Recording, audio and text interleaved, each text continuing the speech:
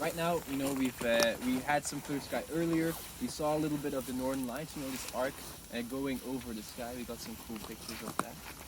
It might be nice for you guys to get to know a little bit about what it actually is. Yeah, because the northern lights, of course, and we've all heard about it, but maybe most of us don't know exactly what creates the northern lights. That might be interesting as well while we're on the Northern Lights tour to learn a bit about that.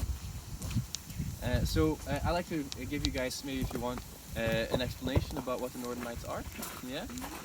So first thing that we need to think about when we think Northern Lights is the sun. Yeah. So everything starts in the sun. And the sun is this huge ball of nuclear energy that we have, from the sky during the day, or you guys have. We don't have it anymore. Polar night. Yeah. But inside the sun, there is a big nuclear reaction happening.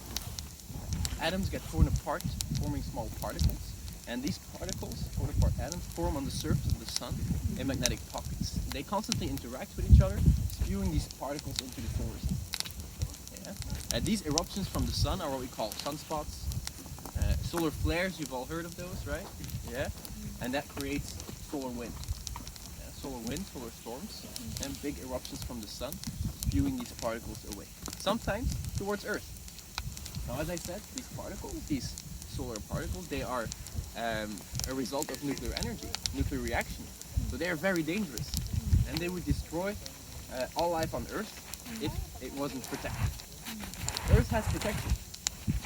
Yeah? It's a force field, like in Star Wars. Yeah? The force field of the Earth gets created in the center of the Earth, and it expands out towards the center. If you have to visualize this force field, this magnetic field is what it is.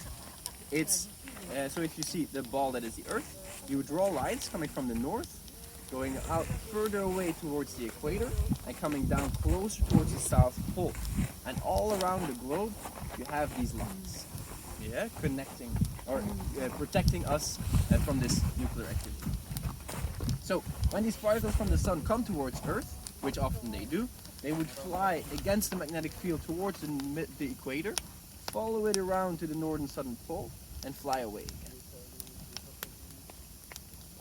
And that's something interesting happens. So the magnetic field has weak points in the north and the south pole. In this north pole, there is another magnetic band that gets created by the rotation of the Earth. That magnetic band consists of lines and goes all the way out into space. And these magnetic lines come down close to the atmosphere of the Earth. And all these lines, they form in a magnetic field around the northern hemisphere, or the northern pole, within the Arctic. When these particles from the sun are flying over, they get picked up by these lines and dragged down closer to the atmosphere of the Earth, where they start interacting with gases in the upper layers of our atmosphere. And this is where oxygen and nitrogen are really present. Oxygen gas is a very unstable gas, and it gets charged very easily. It'll get charged by these solar particles, creating a light. And that's what we see as being northern lights. Yeah, so oxygen would get easily charged by these solar particles, and it would create a green light. Yeah, very sometimes with a big magnetic pull, more particles will get pulled closer to the atmosphere of the Earth, where they start interacting with nitrogen.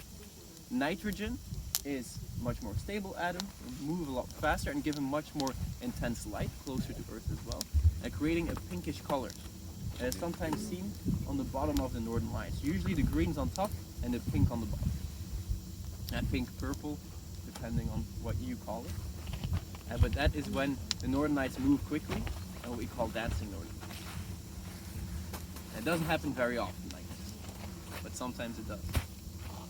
And sometimes we see the northern lights really strong in the sky, only on our way back to Tromsø. It happened to me a lot of times before. So the tour is not over until we reach the street lights of Tromsø. Yeah, that's something good to keep in mind. So now tonight, for instance, we have a bit more challenging weather, just because the forecast was completely wrong.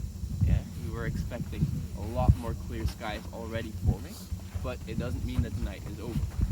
You know? So the night is young, and not full of terrorists.